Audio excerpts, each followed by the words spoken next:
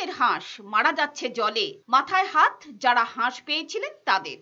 ঢাক ঢোল পিটিয়ে হাঁস প্রকল্প শুরু করেছিলেন মুখ্যমন্ত্রী বিপ্লব দেব। 2 মার্চ মেলাঘরে নদীচলাতে বিশাল অনুষ্ঠান করে 100 জনকে 20টি করে হাঁস দিয়েছিল রাজ্য সরকার।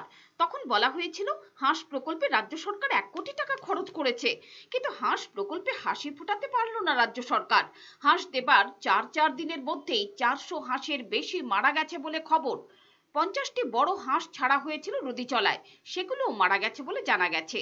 অনেকের মতে পরিবেশ পরিস্থিতি যাচাই না করেই প্রকল্প নেবার কারণে এই অবস্থা হয়েছে।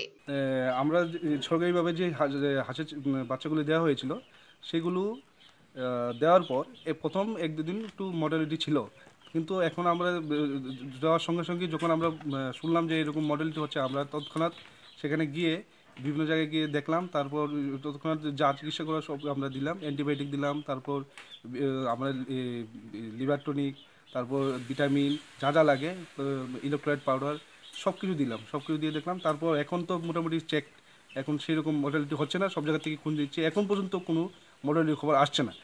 আর তারপর আমি ডিআই ল্যাব থেকেও কাল 4 তারিখ তাদেরকে কি আগে ট্রেনিং দেওয়া হয়েছিল? হ্যাঁ, 21 তারিখ ট্রেনিং দেওয়া হয়েছিল।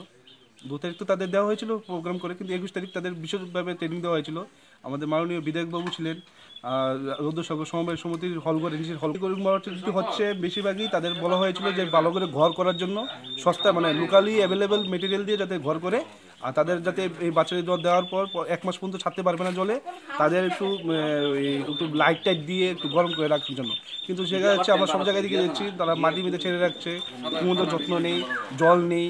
তারপর আমরা বারবার দেওয়ার পরও আমরা প্রশিক্ষণও দিয়েছি, যেদিন দেবো সেদিনও আমরা বলে দিয়েছি কীভাবে দেওয়া করার জন্য, সব কিছু করার জন্য আমরা ওষুধও দিয়ে দিয়েছিলাম।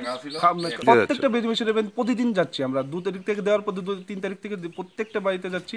তারপর ডিআই ল্যাব থেকে ডাক্তারবাবুরা এসেছিলেন, অ্যাপ্রক্সিমেট এখন তো 500-র মতো সে। এদিকে হাঁস প্রকল্পে যারা হাঁস পেয়ে স্বাবলম্বনের স্বপ্ন দেখছিলেন, মুখ্যমন্ত্রীর কথা মতো তাদেরও মাথায় হাত।